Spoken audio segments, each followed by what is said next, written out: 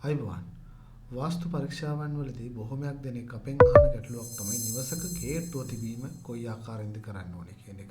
නිවසක ගේට්ටුවක් පිළිබඳව බොහොමයක් දෙනෙක් අවධානය යොමු කරන කාරණයක්.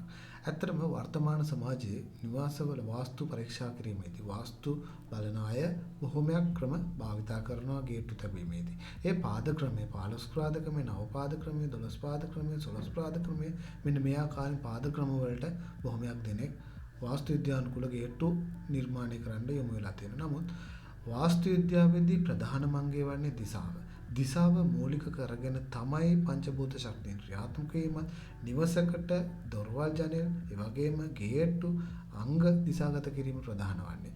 ඒ අනුව ගත්තාම ඔබගේ නිවස නිර්මාණය කරන ඉඩමට ඔබ ගේට්ටුවක් දැමීමේදී ඒ ගැන බලනකොට ප්‍රධානම ඔබ අවධානය යොමු කරන්න ඕනේ දිශාව සම්බන්ධවයි. අපි අද බලමු කොහොමද දිශාව අනුව නිවසක් නිර්මාණය කරන්න යන ඔබගේ ඉඩමට ගේට්ටුවක් යොමු කරගන්නේ, ගේට්ටුවක් යොදාගන්නේ කියන එක ගැන කතා කර බලමු.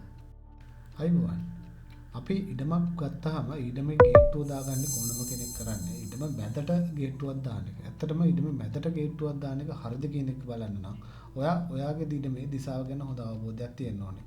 බැලුවොත් ඔයාලට මේ ඉඩම සර්වර් ප්ලෑන් එක ගත්තාම මේකෙදි පෙන්වුම් කරන උතුරු දිශාව කොයි පැත්තටද කියන එක.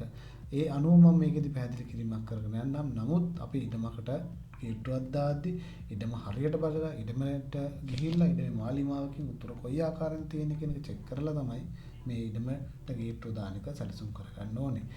මේ අනුව ගත්තාම මේ ඉඩමේ අපි ඉඩම පෙන්වන විදිහට උතුර තියෙන්නේ මෙන්න මේ පැත්තට.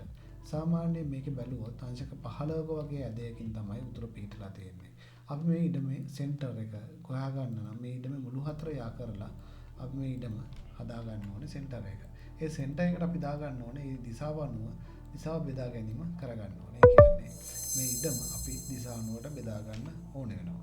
එතකොට ඒ ආකාරයෙන් අපි ඉඩම බෙදාගත්තාම අපිට පැහැදිලි වෙනවා උතුර, ඊසාන, නැගෙනහිර, ගිනිකොන, දකුණ සහ නිරිත, බස්නාහිර, වයඹ. මෙන්න මේ ආකාරයෙන් ඉඩමේ දිශා ටික අපිට හඳුනා ගන්න පුළුවන් වෙනවා.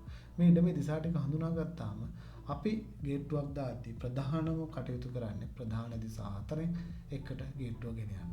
ඒ අනුව මේ ඉඩමේ නැගෙනහිර කොටස කියන එක මෙන්න මෙතනින් අහු වෙනවා. මේ ඉඩමේ නැගෙනහිර කියන කොටසට අපිට පුළුවන් ගේට්ටුවක් දාන්න. මෙතනදී මේ යන්න මේ හරිය තමයි අපිට මේ ඉඩමට ගේට්ටුව ඇතුළු කරන්න පුළුවන් වෙන්නේ. එතකොට මේ ඉඩමට වාස්තු විද්‍යානුකූල ගත්තාම ගේට්ටුව නැගෙනහිර දිශාවට ගැනීමේදී ගේට්ටුව අපිට පේනවා ඉඩමෙන් කොටසක් අයිනට වෙන්න තමයි එන්නේ. බොහෝමයක් දෙනෙක් පවසන්නේ ඉඩමේ මැදිස්ථයට ගේට්ටුව ගන්න කියන එක. එවිට අපිට මෙන්න මේ ඉඩමේදී ඊසාන සහ නැගෙනහිර අතරට තමයි ගේට්ටුව එන්නේ. නමුත් ගේට්ටුවේ තියෙන බලය, ශක්තිය වර්ධනය වෙන්න නම් මේ ප්‍රධාන දිශා රේඛාවට අහු වෙන්න ගන්න එක තමයි වඩාත් සුදුසු වෙන්නේ.